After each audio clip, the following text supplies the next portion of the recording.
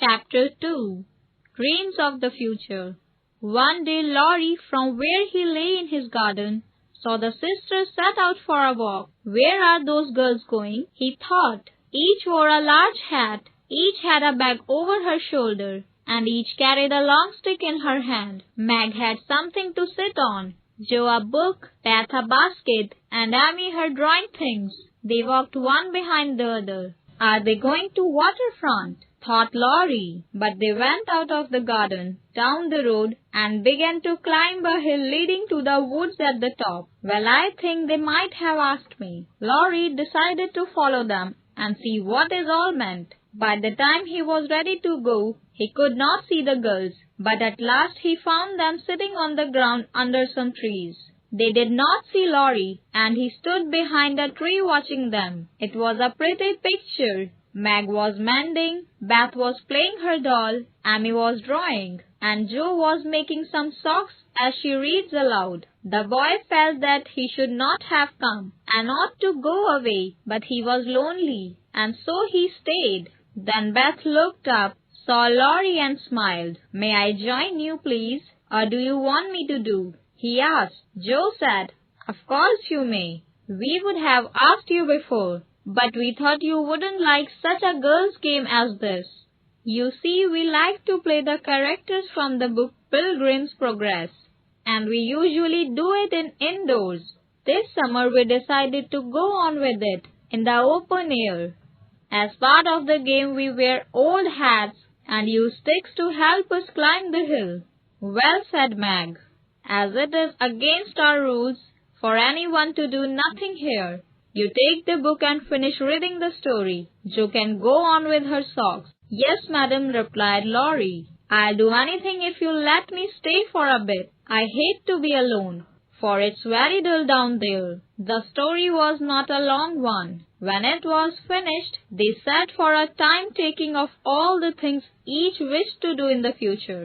"Wouldn't it be fun if all the things we dream of doing could come true?" said Jo. "Let us each say what we would most like to do. What about you, Laurie? If I tell you, will you tell me?" "Yes, if the others will too." "We will. Now begin, Laurie." "Well," said Laurie, "I would like to travel. I would see as much of the world as I wanted to. Then I would live in this country and become famous as a musician. I never want to worry about money or business, but just enjoy myself. That's my favorite dream. What is yours, Meg?" Meg thought a little before saying, "I should like a lovely house full of beautiful things, nice food, pretty clothes, pleasant people. It would be my house. I should have plenty of money and servants, and I should never need to do any work. How I would enjoy it! I would do good, though, and make everybody love me." "Wouldn't you share your house with a husband?" asked Laurie with a smile. "I said, pleasant people." Meg bent to fasten her shoe as she spoke, and her face could not be seen. "Why don't you say you would have a nice, wise husband and some children? You know your dream house wouldn't be quite right without them," said Jo. "You would have nothing but horses, pens and inks, and books in yours," answered Meg. "Yes, that's quite true. I would have lots of Arabian horses and rooms full of books.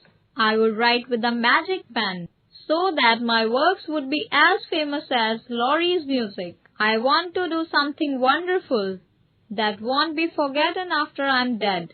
I don't know what it will be, but I mean to surprise you all one day. I think I shall write books and become rich and famous. That is my favorite dream. Mine is to stay at home, safe with father and mother, and help take care of the family," said Beth. "Don't you wish for anything else?" asked Laurie. "Since I have my piano, I have everything I want.